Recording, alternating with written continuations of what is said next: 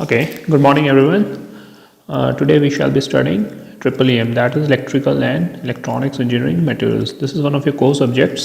Okay, तो second year में आप आ गए हैं और अब आपका ये सब्जेक्ट है ट्रिपल EM। सबसे पहली चीज़ हम ये इंट्रोडक्शन में ये देख रहे हैं कि आप ये सब्जेक्ट क्यों पढ़ते हैं। ठीक है, तो स्टार्टिंग में अगर आप देखें तो अगर आप किसी भी मशीन को ओपन करेंगे तो उसके अंदर क्या मिलेंगे आपको, डिफरेंट मटेरियल्स मिलेंगे।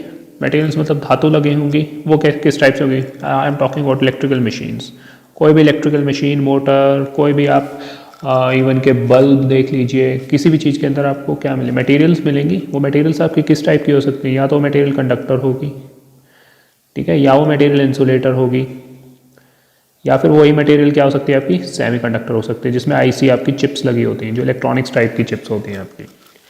तो जब तक आपको उन मटेरियल्स के बारे में नहीं पता होगा, उनकी प्रॉपर्टीज़ के बारे में नहीं पता होगा, वो कैसे काम करती हैं, किस सिचुएशन में कैसे बिहेव करती हैं, तब तक आप क्या करोगे, वो आप यूज़ ही नहीं कर सकते। ठीक है, तो ये सब्जेक्ट आपको उसी के बारे में बताने के लिए है। ठीक है, myself Rahul Nehra and I shall be teaching you this subject. Okay, let's start. Rage it everything right.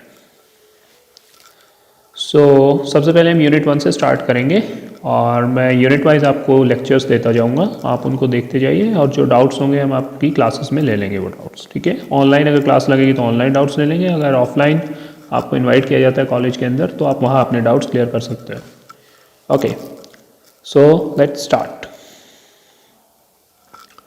सबसे पहला चैप्टर आपका क्लासिफिकेशन। क्लासिफिकेशन मतलब मटेरियल्स को डिफरेंट कैटेगरीज में बांटना, कि कितने टाइप के मटेरियल्स होते हैं, कैसे हम उनको बांटते हैं, किन प्रॉपर्टीज़ के आधार पे हम उनको बांटते हैं। ठीक है, तो सबसे पहले हम देखते हैं materials used in the field of electrical electronics engineering are called as electrical electronics engineering material. जो इस फील्ड में मटेरियल्स यूज होंगे उनका क्या नाम दे दिया हमने, इलेक्ट्रिकल इलेक्ट्रॉनिक्स इंजीनियरिंग मटेरियल्स बोल दिया है। ठीक है, based on properties and area of applications these materials are classified below. ये मटेरियल्स कैसे आपको क्लासिफाई किए जा सकते हैं, कंडक्टर्स वो होते हैं जिनके थ्रू करंट इजीली पास हो सकता है। ठीक है, जो आपकी तारें घर में वायरिंग हो रखी होती है, जो बाहर ट्रांसमिशन लाइन्स जा रही हैं उन पे जो तार डले हुए हैं वो आपके कंडक्टर्स के अंदर आएंगे। सेकंड वन इज सेमीकंडक्टर्स का मतलब क्या होता है आपका, कि जो आईसी चिप्स होती हैं आपकी जिसमें कंट्रोल्ड कंडक्शन होती है, कंट्रोल्ड कंडक्शन, कि जब हमें कंडक्शन चाहिए तब हम करवाएं, जब हमें नहीं चाहिए तो ना करवाएं। तो वहाँ पे जो यानी सेमी यानी छोटा यानी कंडक्टर, यानी जिसकी कंडक्टिविटी कंडक्टर से थोड़ी कम हो, उसको हम सेमी कंडक्टर्स के अंदर रखेंगे। ठीक है, थर्ड वन इज इंसुलेटर्स आपको पता ही है, जो अपने अंदर से करंट पास नहीं करने देते, जो करंट को ऑब्स्ट्रक्ट करते हैं। ठीक है, जिनका रेजिस्टेंस काफ़ी ज़्यादा होता है, कंडक्टिविटी बहुत कम होती है, उनको हम क्या बोलेंगे, insulators. Fourth one is magnetic materials आपको पता ही होगा, जैसे आयरन है, आयरन को क्या करोगे, अगर आप चुंबक के पास लेके जाओगे तो आयरन उससे क्या करेगा, चिपकेगा, तो उसके अंदर क्या आ गया, एक मैग्नेटिज्म इंड्यूस हो गया, तो क्या हो गया, एक मैग्नेटिक मटेरियल हो गया। उसी तरह एक दूसरा मैग्नेटिक कोई और दूसरा पीस लेके जाओ, आप वुड को लेके जाओ आयरन के पास, वो मैग्नेट के पास, तो वुड क्या करेगी, कोई रिएक्शन नहीं होगा वुड पे। तो वुड क्या है, वुड का मैग्नेटिज्म क्या है, वुड में काफ़ी कम है, यानी ऑलमोस्ट नेग्लिजिबल है, तो ये हमारा मैग्नेटिक मटेरियल नहीं है। ठीक है, तो इस टाइप से हमारे 4 डिफरेंट क्लासिफिकेशंस होगी मटेरियल्स की, conductors, semi conductors, insulators and magnetic material. ठीक है, तो ये हमने चार्ट बना के इसमें हमने एग्जांपल्स के साथ इसको डाला हुआ है। ये इंजीनियरिंग मटेरियल्स हो गए। सबसे पहले किसमें, कंडक्टिंग मटेरियल्स में गए। कंडक्टिंग मटेरियल्स कौन, example gold, silver, copper, aluminium. इन सारे मटेरियल्स की क्या होती है, इन सारे कंडक्टर्स की बहुत हाई कंडक्टिविटी होती है। उसके बाद semi conducting material, generally silicon और जर्मेनियम यूज होता है, जो आपकी चिप्स बनती है उनके अंदर, आईसी चिप्स के अंदर। Third one is insulating materials, इसमें रबर, वुड, ग्लास, माइका। ठीक है, इस टाइप के 3-4 मटेरियल्स यूज होते हैं। काफ़ी टाइप के मटेरियल्स होते हैं, जनरली ये आपके इंसुलेटर्स के अंदर यूज होते हैं। And fourth one is magnetic materials. Magnetic में आपने क्या, आयरन देख लिया, निकल और स्टील। ओके, अब हम चलते हैं कंडक्टिंग मटेरियल्स के ऊपर। अब इन सब की डेफिनेशंस। कंडक्टिंग मटेरियल्स कौन से हैं, those materials in which electric current can easily flow, जिनके अंदर से इलेक्ट्रिक करंट इजीली पास कर सकता हो, वो कंडक्टिंग मटेरियल्स हो गए। एग्जांपल क्या हो गया, कॉपर, एल्यूमिनियम, सिल्वर, गोल्ड, जो ऊपर लिखे हुए मैंने वही सेम। ये जस्ट डेफिनेशंस हैं। अब वो एग्जाम में आपसे पूछता है कि classify different types of electrical electronics engineering materials and give some examples, तो उसके अंदर आप ये चीज़ लिखेंगे। ठीक है, second is insulating materials, those materials which do not allow, जो पास नहीं करने देते अपने अंदर से electric current, those are called as insulating materials. तो इनकी रेजिस्टिविटी क्या होगी, काफी ज्यादा होगी, क्योंकि क्या प्रतिरोधक क्षमता, रेजिस्टिविटी यानी प्रतिरोधक क्षमता करंट के खिलाफ काफी ज्यादा होगी, इनकी इज वेरी हाई, बहुत ज्यादा है। Example rubber, would, glass, ceramic, mica. आप घर के अंदर क्या बोलते हैं जब किसी भी इलेक्ट्रिकल आइटम पे काम करते हो तो क्या बोला जाता है आपको कि चप्पल डाल लो रबर की, या कोई भी ट्रांसमिशन लाइन पे वर्कर्स जाते हैं तो वो क्या हाथ के अंदर रबर के ग्लव्स डालते हैं वो लोग काम करने से पहले, because rubber is a good insulator. उसी तरह वुड, लकड़ी को भी आप इंसुलेटर में ही मानते हो, ठीक है। ग्लास के आपके वो होते हैं, आपके ग्लास के आपने देखे होंगे इंसुलेटर्स बनते हैं बड़े बड़े, जनरली माइका भी होता है मतलब, लेकिन ग्लास भी काफ़ी यूज़ होता है आपका। अगर आपने यहाँ हमारे इंडिया में कम यूज़ होते हैं ग्लास के इंसुलेटर्स, लेकिन फॉरेन कंट्रीज में काफ़ी ज़्यादा प्रोमिनेंट है इनका यूज़। सिरेमिक एंड माइका, ठीक है। थर्ड है semiconducting materials, those materials whose resistivity is less than insulators but more than conductors, जिनकी रेजिस्टिविटी क्या होगी, इन कंडक्टर से तो कम होंगे, ठीक है, प्रतिरोधक क्षमता, लेकिन कंडक्टर से तो ज्यादा होगी जिनकी रेजिस्टिविटी की बात हो रही है, कंडक्टिविटी की बात नहीं हो रही यहाँ पे, ठीक है। जो कंडक्टर से तो कम आपके कंडक्टिव होंगे, लेकिन इंसुलेटर से ज़्यादा कंडक्टिव होंगे, यानी कंट्रोल्ड कंडक्शन जिनके अंदर होगा, जिस कंडक्टिविटी को आप कंट्रोल कर सको। जैसे कंप्यूटर होता है, कंप्यूटर में जब आप इंस्ट्रक्शन देते हो तभी वो प्रोसेस करता है उन इंस्ट्रक्शंस को, यानी जब आपको कंट्रोल करना चाहते हो आप अपने प्रोग्राम को या आप अपनी इंस्ट्रक्शंस को, तभी वो उस पर एग्जीक्यूट कर रहा है आपका प्रोसेसर, ठीक है। तो वो क्या होगी, कंट्रोल्ड कंडक्शन। तो उसके अंदर कौन सी चिप्स यूज होंगी, सेमी कंडक्टिंग मटेरियल्स की चिप्स यूज होंगी, ठीक है। The conductivity of these materials is less then conductors, but वही बात है, रेजिस्टिविटी की बात अपोजिट बोली हुई कंडक्टिविटी की टर्म्स में। These materials are used in manufacturing of semi conductor devices, example किसके, डायोड, ट्रांजिस्टर एक्सेट्रा। जो आपके आईसी चिप्स लगे होते हैं उन पर भी क्या लगे होते हैं, ट्रांजिस्टर्स ही लगे होते हैं, जिससे आपके प्रोसेसर बनते हैं, हार्ड डिस्क बनती है, पूरा कंप्यूटर सेट बनता है, मदरबोर्ड बनता है जिनसे, ठीक है। The most well known use semi conducting materials are silicon, germanium etcetera, silicon और germanium. Okay, last one is magnetic materials, those materials which can be magnetized and which are attracted towards the magnet. Obviously जो magnet की तरफ attract होंगे, magnet की तरफ चिपकेंगे, ठीक है, वो क्या हो जाएंगे, आपके मैग्नेटिक मटेरियल्स हो जाएंगे। Such materials create a magnetic field on the surrounding space. क्यों वो चिपकते हैं, क्योंकि वो खुद भी एक मैग्नेटिक फील्ड बनाते हैं, तभी वो मैग्नेटिक फील्ड उस दूसरे फील्ड के साथ अलाइन होता है, ठीक है। एग्जाम्पल इज आयरन, निकल एंड कोबाल्ट, ओके, ठीक है। अब हम ये जो मटेरियल्स हमने लिए हैं, अब जो इनको क्लासिफिकेशन हमने की है, ये किस आधार पे की है, कौन सी थ्योरीज है कि जिससे हम ये बांट रहे हैं कि ये कंडक्टर है, ये इंसुलेटर है और ये सेमीकंडक्टर है, ठीक है। तो उसके लिए दो थ्योरीज आपकी जनरली यूज होती है, एक मॉडर्न एटॉमिक थ्योरी, एक एनर्जी बैंड थ्योरी, ठीक है। तो पहले हम पढ़ेंगे मॉडर्न एटॉमिक थ्योरी, उसके बाद energy band theory, we shall study, okay. तो अभी आ गए मॉडर्न एटॉमिक थ्योरी पे। देखिए मॉडर्न एटॉमिक थ्योरी बेसिकली क्या बता रहा है कि हर चीज़ के अंदर क्या होते हैं, एटम्स, सॉलिड, लिक्विड, गैस, कुछ भी ले लीजिए, माइन्यूट पार्टिकल्स, उसमें क्या होते हैं, मॉलिक्यूल्स, मॉलिक्यूल्स की फर्दर सब डिवाइड किस में हो जाते हैं, atom. Atom is the smallest unit, ठीक है, जिसमें हम काम कर रहे हैं generally. Atom is the smallest particle of atom which can not be further divided, जो कि फर्दर डिवाइड नहीं किया जा सकता। अब देखो ये स्पेलिंग यहाँ गलत लिखी हुई है। एटम के अंदर क्या क्या चीज़ होती है, सबसे पहली चीज़ होती है nucleus, okay. The central part of an atom is called as nucleus, जो बीच का पार्ट है आपका एटम का वो न्यूक्लियस हो जाएगा, ठीक है। इसके अंदर क्या चीज़ होंगे, प्रोटॉन्स एंड न्यूट्रॉन्स। बाहर आपके जो शेल्स बनेंगे, उन शेल्स के अंदर क्या होंगे, आउटर मोस्ट ये जो ऑर्बिट्स जो बनेंगे, ऑर्बिट्स यानी वो पाथ है जिसके ऊपर क्या चीज़ रोटेट कर रही है, आपके इलेक्ट्रॉन्स रोटेट कर रहे हैं, ठीक है। The protons are positively charge, ये बात को पता ही, प्रोटॉन्स पॉजिटिवली चार्ज होते हैं, न्यूट्रॉन्स क्या होते हैं, न्यूट्रल, ठीक है। Therefore the net charge on nucleus remains positive. तो पॉजिटिव अगर 10 प्रोटॉन होंगे और 10 न्यूट्रॉन होंगे तो प्लस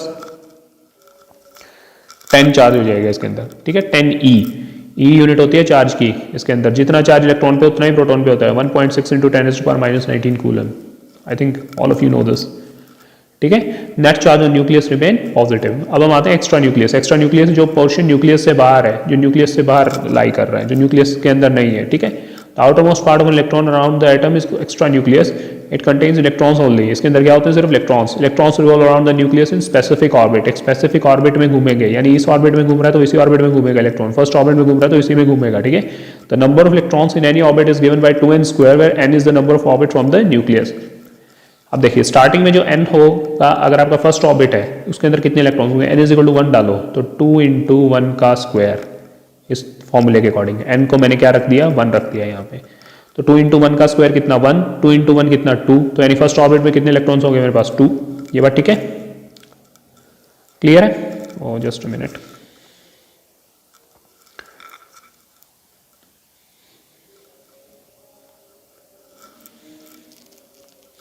राइट। अब हम आते हैं सेकंड ऑर्बिट के ऊपर। सेकंड ऑर्बिट के अंदर में क्या हो गया, n इज इक्वल टू 2, तो क्या फॉर्मूला लगेगा 2n स्क्वायर, यानी 2 इंटू 2 स्क्वायर, यानी 2 इंटू 4, यानी कितना 8, यानी सेकंड ऑर्बिट में कितने इलेक्ट्रॉन्स हो जाएंगे आपके 8 इलेक्ट्रॉन्स हो जाएंगे। ठीक है, अब थर्ड ऑर्बिट के अंदर आते हैं। अगर हम थर्ड ऑर्बिट में कितना हो जाएगा, n इज इक्वल टू 3, यानी 2 इंटू 3 का स्क्वायर, यानी 2 इंटू 3 इंटू 3, यानी 2 इंटू 9, कितना हो गया 18 इलेक्ट्रॉन्स होंगे आपके थर्ड ऑर्बिट के अंदर।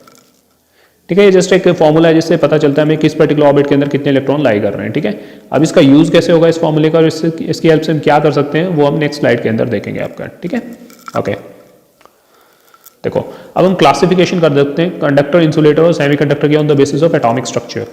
तो देखो इसमें क्लासिफिकेशन का तरीका क्या है, जिनके अंदर 1 से 3 वैलेंस इलेक्ट्रॉन्स होंगे। वैलेंस इलेक्ट्रॉन्स कौन से होते हैं, जो आउटर मोस्ट शेल होगा, जो सबसे बाहर शेल प्रेजेंट होगा। ठीक है, उसके अंदर जो इलेक्ट्रॉन्स होंगे उसको हम बोलेंगे वैलेंस इलेक्ट्रॉन्स। ठीक है, तो जिसके अंदर, जिस मटेरियल के अंदर 1 से 3 वैलेंस इलेक्ट्रॉन्स होंगे उसका नाम क्या हो गया, कंडक्टर्स। ठीक है, सेमीकंडक्टर्स के अंदर हमेशा क्या होंगे, 4 वैलेंस इलेक्ट्रॉन होंगे आपके आउटर मोस्ट शेल में, जनरली 4 वो होंगे जो कि इंट्रिंसिक सेमीकंडक्टर। सेमीकंडक्टर भी 2 टाइप से आप डिवाइड कर सकते हो, इंट्रिंसिक एंड एक्सट्रिंसिक, जो कि प्योर और इम्प्योरिटी ऐड करने के बाद पेंटावैलेंट और ट्राइवैलेंट सेमीकंडक्टर्स बनते हैं। वो हम आगे देखेंगे चैप्टर 3 के अंदर, आपका पूरा इसी पोर्शन को डिवोटेड है आपका चैप्टर 3। ठीक है, whereas insulators contain more than 4 electrons. Insulators के अंदर क्या होंगे, जनरली 7 से 8 इलेक्ट्रॉन्स होंगे आउटर मोस्ट शेल के अंदर। ठीक है, अब देखते हैं, हम इसका एग्जांपल देखते हैं, जैसे सोडियम की एटॉमिक नंबर कितना है 11। ठीक है, तो फर्स्ट ऑर्बिट के अंदर कितने इलेक्ट्रॉन्स होंगे, 2 इंटू 1 स्क्वायर, अभी हमने देखा था 2। सेकेंड ऑर्बिट में कितने इलेक्ट्रॉन्स होंगे, 2 into 2 square, that is equal to 8। तो 2 जमा 8 कितने हो गए, 10 इलेक्ट्रॉन हो गए। तो फाइनल कितना बचा, 11 एटॉमिक नंबर है, तो फाइनल ऑर्बिट में कितने इलेक्ट्रॉन बचे, 11 में से 10 गए, 10 तो 2 के अंदर आ गए, 1 इलेक्ट्रॉन। तो थर्ड ऑर्बिट के अंदर सोडियम के अंदर कितने इलेक्ट्रॉन बचेंगे, सिर्फ 1 इलेक्ट्रॉन। ठीक है, देखो इसको ड्रॉ भी कर देते हैं। अब ड्रॉ कैसे करोगे इसको, ये फर्स्ट ऑर्बिट हो गया, ये न्यूक्लियस हो गया। फर्स्ट ऑर्बिट में कितने, 2 इलेक्ट्रॉन। सेकेंड ऑर्बिट में आपके कितने हो गए,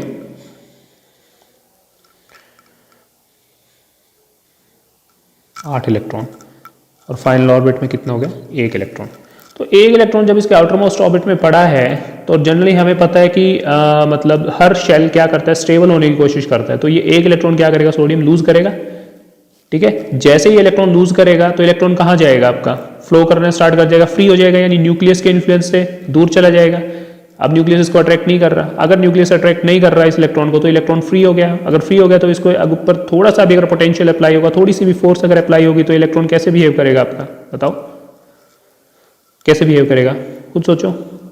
तो क्या होगा, थोड़ी सी भी फोर्स लगेगी तो इलेक्ट्रॉन क्या करेगा आपका, एकदम मूव करना स्टार्ट कर देगा, ऐसे ऐसे, थोड़ी सी भी पोटेंशियल लगेगा तो इलेक्ट्रॉन पॉजिटिव से इस तरफ इलेक्ट्रॉन भागा भागा जाएगा, यानी पॉजिटिव प्लेट की तरफ आएगा, तो करंट का फ्लो आपका इस तरफ हो जाएगा। या देखिए, एक मिनट, कंफ्यूजन हो रही है थोड़ी, इसको मैं क्लियर करता हूँ।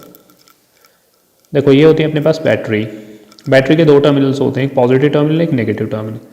तो पॉजिटिव टर्मिनल हमें जो इलेक्ट्रॉन्स होते हैं वो हमेशा किसकी तरफ एक्साइट होते हैं, पॉजिटिव टर्मिनल की तरफ भागते हैं। ठीक है, तो ये धक्का मारता है बेसिकली इलेक्ट्रॉन्स को, लेकिन इलेक्ट्रॉन्स अगर इस तरफ आ रहे हैं तो करंट आपका किस तरफ जाएगा, इस तरफ। ठीक है, तो यानी इलेक्ट्रॉन्स आपके भागे होंगे पॉजिटिव। अब इलेक्ट्रॉन फ्री हो चुका है, यहाँ से छूट चुका है इलेक्ट्रॉन, तो फ्री होकर कहाँ भागा, पॉजिटिव टर्मिनल की तरफ। तो जैसे ही वो भागेगा तो इजीली क्या हो जाएगा, इलेक्ट्रॉन्स का फ्लो हो रहा है उस पर्टिकुलर मटेरियल के अंदर।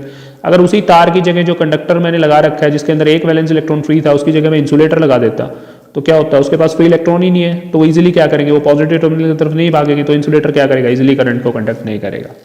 ठीक है, यही डिफरेंस होता है। अगर मैं कॉपर की तार लगा देता हूं तो बहुत इजीली करंट फ्लो कर जाएगा, उसकी जगह अगर मैं क्या माइका या किसी और इंसुलेटर की तार लगाता हूँ, रबर की तार लगाता हूँ, तो वो क्या करेगा, फ्री इलेक्ट्रॉन्स नहीं है, फ्री इलेक्ट्रॉन्स नहीं, तो मैं बेशक बैटरी लगाऊं या कुछ भी लगाऊं, करंट बहुत कम फ्लो करेगा सिस्टम के अंदर। ठीक है, तो ये हो गया हमारा first case.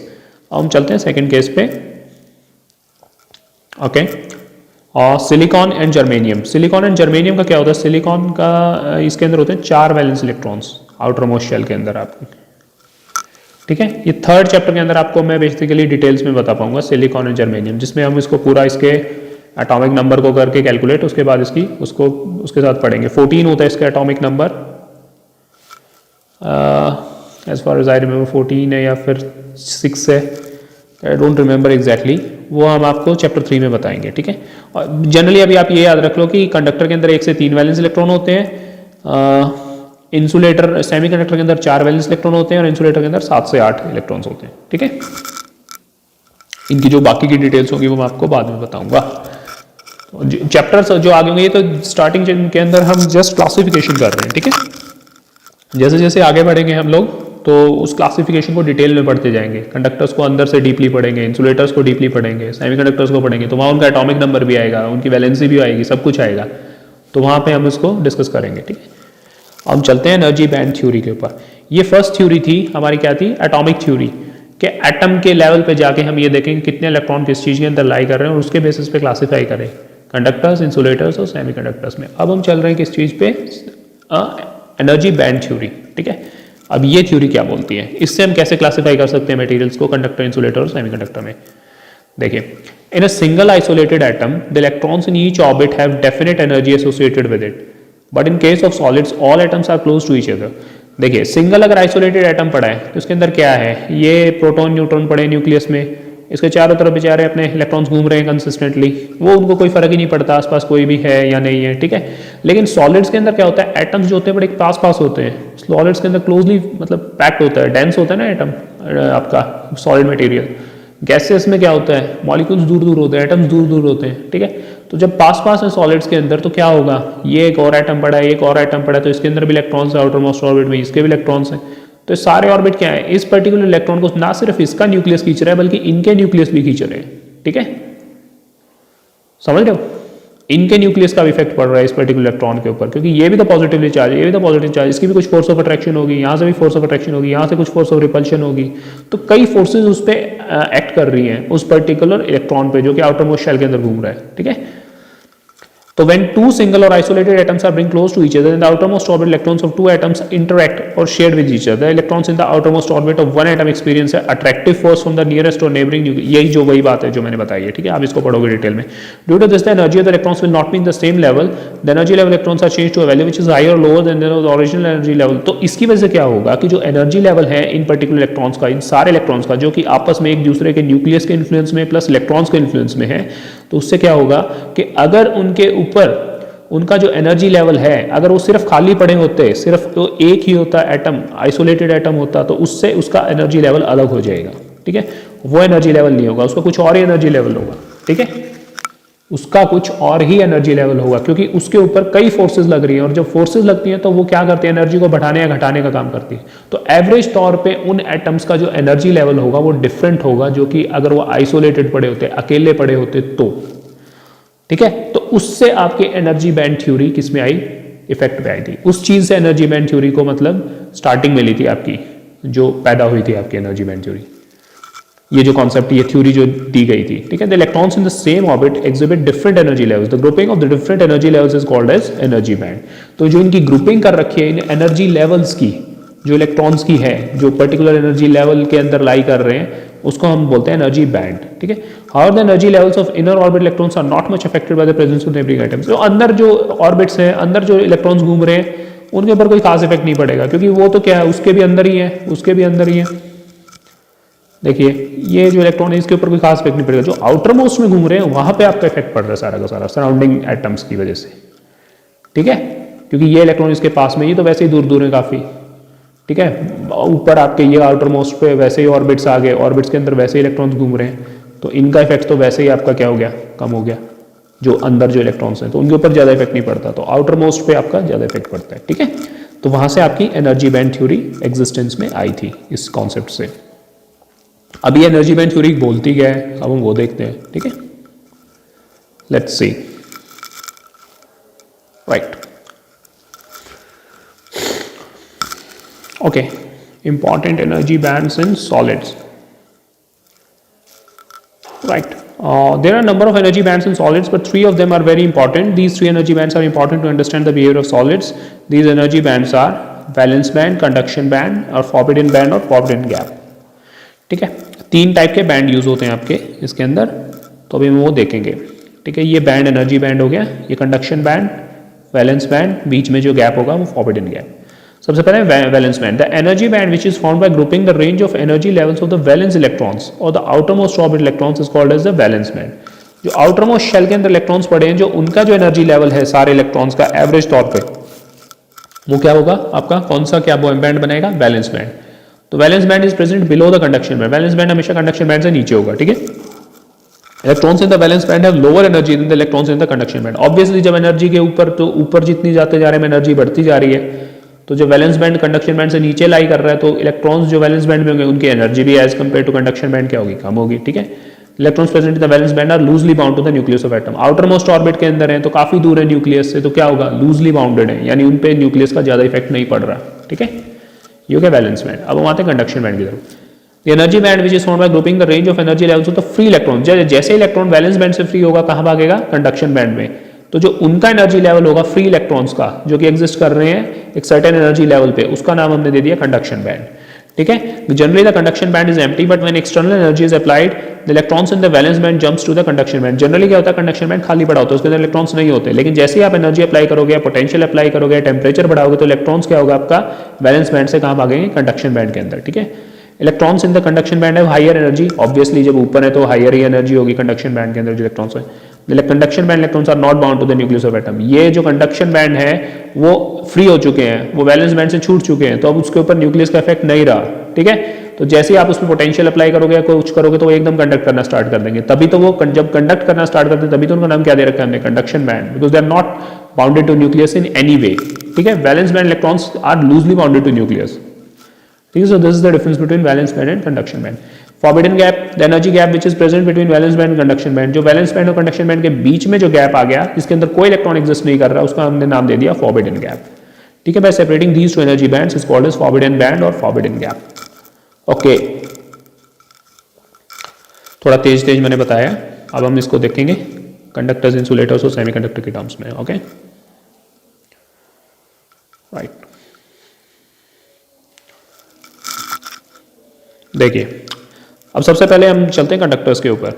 In conductors conduction band overlaps with the valence band, यह कंडक्शन बैंड जो है और जो वैलेंस बैंड आपका ये ओवरलैप करके, देखो ये दोनों बैंड क्या हो गए, ओवरलैप करके एक दूसरे के साथ टच करके एक दूसरे के अंदर आ गए, ठीक है। वैलेंस बैंड का कुछ हिस्सा कंडक्शन बैंड में लाई कर रहा है, कंडक्शन बैंड का कुछ हिस्सा वैलेंस बैंड में लाई कर रहा है, तो इसकी वजह से क्या होगा, फॉरवर्डिंग गैप है ही नहीं यहाँ पे, यानी तो इलेक्ट्रॉन बहुत इजीली वैलेंस बैंड से कंडक्शन बैंड में चला जाएगा, कोई गैप है ही नहीं एनर्जी का, आराम से इलेक्ट्रॉन जो वैलेंस बैंड के अंदर बहुत सारे प्रेजेंट है वो इजीली कंडक्शन बैंड में पहुंच जाएंगे।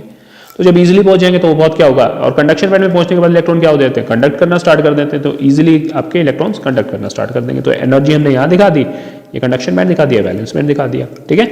इन conductors conduction band is overlapped with the valence band, overlap यानी मिलता है।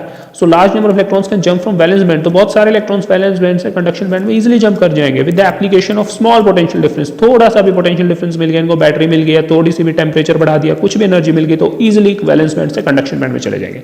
तो energy band diagram is shown in the figure above, ये दिखा रखा है, ठीक है। अब हम आते हैं सेमीकंडक्टर्स के ऊपर। सेमीकंडक्टर्स के अंदर क्या होता है, in these materials valence band is full of electrons while conduction band is empty. Conduction band तो खाली पड़ा है आपका, लेकिन वैलेंस बैंड में काफी इलेक्ट्रॉन्स पड़े हैं, ठीक है। मैंने बताया था ना, वैलेंस बैंड के अंदर सिलिकॉन और जर्मेनियम यूज होते हैं इसमें जनरली, और उसके अंदर 4 वैलेंस इलेक्ट्रॉन होते हैं, तो यानी वैलेंस बैंड के अंदर तो बहुत सारे एटम्स हैं, तो उनके आउटर मोस्ट शेल में बहुत सारे इलेक्ट्रॉन्स घूम रहे होंगे, तो बहुत सारे इलेक्ट्रॉन्स वैलेंस बैंड के अंदर प्रेजेंट होंगे, हर एटम के अंदर 4 तो एटलीस्ट प्रेजेंट है ही है, तो पूरा अगर स्ट्रक्चर देखेंगे मटेरियल का तो कितने वैलेंस इलेक्ट्रॉन प्रेजेंट होंगे, तो लेकिन वो सारे कहाँ पे हैं, वैलेंस बैंड के अंदर लाई कर रही हैं, तो ये बहुत सारे इलेक्ट्रॉन्स आपने दिखा दिए वैलेंस बैंड के अंदर, ठीक है। लेकिन जो एनर्जी गैप है इनके बीच में, फॉरबिडन गैप, वो क्या है, 1 इलेक्ट्रॉन वोल्ट है, वो कम है, काफी कम है। तो थोड़ा सा भी अगर आप टेम्परेचर इंक्रीज करोगे या किसी और टाइप से आप इसके अंदर इंप्योरिटी ऐड करोगे या कुछ भी करोगे, तो उससे क्या होगा, आपके इलेक्ट्रॉन फ्री होंगे, और फ्री होकर वो वैलेंस बैंड से कंडक्शन बैंड में भागेंगे। देखिए इसमें बहुत इजीली इलेक्ट्रॉन फ्लो कर रहे हैं क्योंकि तो ओवरलैप ही कर रहे हैं, लेकिन यहाँ हमको क्या करनी पड़ रही है, एनर्जी एक्सटर्नली सप्लाई करनी पड़ रही है काफी, एज कम्पेयर टू दिस, इससे ज्यादा एनर्जी सप्लाई कर रही है, तब हमारा इलेक्ट्रॉन कहाँ जा रहा है, वैलेंस बैंड से कंडक्शन बैंड के अंदर जा रहा है। और जैसे कंडक्शन बैंड में जाएगा तो हम क्या करेंगे, कंडक्ट करने लग जाएगा अपने इलेक्ट्रॉन। और सबसे इंपॉर्टेंट चीज क्या है इसके अंदर कि अगर हम इस पोटेंशियल को कंट्रोल करें जो हम अप्लाई कर रहे हैं वैलेंस बैंड के ऊपर, जिससे कि इलेक्ट्रॉन्स कंडक्शन बैंड में जा रहे हैं, तो हम इजीली ये डिटरमाइन कर सकते हैं कि कितने इलेक्ट्रॉन्स को हमें वैलेंस बैंड से कंडक्शन बैंड में भेजना है। तो यानी हम कंडक्टिविटी को कंट्रोल कर सकते हैं यहाँ पे, जो कि सबसे इंपॉर्टेंट चीज है। इसीलिए आपका आईसी चिप्स के अंदर मैक्सिमम आपके सेमीकंडक्टर्स यूज हो रहे हैं, ठीक है, क्योंकि वहां पे आपकी कंडक्टिविटी कंट्रोल हो रही है। कंडक्टर्स के हाथ में जैसे पोटेंशियल लगाया वो तो कंडक्ट करेगा ही करेगा, ठीक है, जितना करंट आएगा मैक्सिमम वो करंट को अलाउ करेगा अपने अंदर से।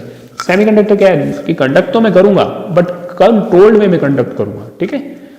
तो अगर हम उस पोटेंशियल को या उस एक्सटर्नल फोर्स को या एनर्जी को, या वायर डोपिंग बोलते हैं हम इसको, ये हम 3rd चैप्टर में देखेंगे टेक्निक्स को, अगर हम उसको कंट्रोल कर सकें साइकिल्स, मशीन साइकिल्स की हेल्प से या किसी और चीज़ इंस्ट्रक्शंस की हेल्प से, तो हम क्या कर रहे हैं, बेसिकली कंडक्टिविटी को कंट्रोल कर रहे हैं। ट्रांजिस्टर के अंदर बेसिकली यही कॉन्सेप्ट यूज होता है आपका, जिसकी वजह जो ये आपकी आजकल आईसी चिप्स के ऊपर फैब्रिकेशन होती है, ठीक है। तो ये बाकी सेमीकंडक्टर्स में electrons can jump easily from valence band to conduction band. The semiconductor behaves as an insulator at room temperature or low temperature. As the temperature increase, जैसे ही टेम्परेचर इंक्रीज होगा, more electrons pass through valence band to conduction band. Energy बढ़ेगी तो क्या हो जाएगा, valence band से conduction band electron जाने start हो जाएंगे, उससे क्या जाएगी, कंडक्टिविटी इंक्रीज हो जाएगी। तो एनर्जी बैंड आपका बना रखा है यहाँ में, ठीक है। लास्ट हम आ गए इंसुलेटर्स पे। In insulators conduction band remain empty while valence band has many electrons. Valence band में तो इलेक्ट्रॉन पड़े ही होंगे, और मैंने आपको बताया ही था 7 और या 8 इलेक्ट्रॉन होते हैं वैलेंस बैंड के अंदर, ठीक है। वैलेंस तो कितने वैलेंस बैंड है, कितने एटम्स हैं, उनके कितने वैलेंस बैंड, तो बहुत सारे इलेक्ट्रॉन्स वैलेंस बैंड में पड़े हैं। लेकिन जो फॉरबिडन गैप है वो बहुत ज्यादा है, 15 इलेक्ट्रॉन वोल्ट है, तो नहीं काफी ज्यादा एनर्जी भी सप्लाई करोगे तो भी कंडक्शन बैंड में बहुत कम पहुंचेगी। तो तभी तो क्या होगा, आप कितना भी पोटेंशियल डिफरेंस लगा दो, रबर आपने या वुड आपने लगा रखी है, तो उसके इसमें क्या होगा, करंट आपको कम लगेगा, करंट नहीं लगेगा, करंट कम सप्लाई होगा, उसका रेजिस्टेंस ज्यादा हो जाएगा उस मटेरियल का। तो यही आपने दिखा रखा है। So it is not easy, 15 electron volt का वो है energy level, so it is not easy to conduct electric current through them, easily pass नहीं हो सकता। The electrons of the valence band required very high electric field, बहुत ज्यादा electric field लगाना पड़ेगा in order to cross it and move it in the conduction band. The electrons of the valence band do not have enough energy to cross and move towards conduction band. Therefore, the conductivity of the insulator is almost zero. ठीक है, इसीलिए इसकी conductivity almost zero होती है और resistivity काफी ज्यादा होती है, ठीक है। ओके, तो ये था आपका फर्स्ट चैप्टर, फर्स्ट यूनिट, जिसमें हमने क्लासिफिकेशन की, डिफरेंट टाइप ऑफ थ्योरीज की, ठीक है। एक लेक्चर लेके मैं आपको क्वेश्चंस भी कवर करवाऊंगा कि एग्जाम में आपके कैसे क्वेश्चंस आते हैं और कैसे पूछा जाता है आपसे, ठीक है। Right. Thank you.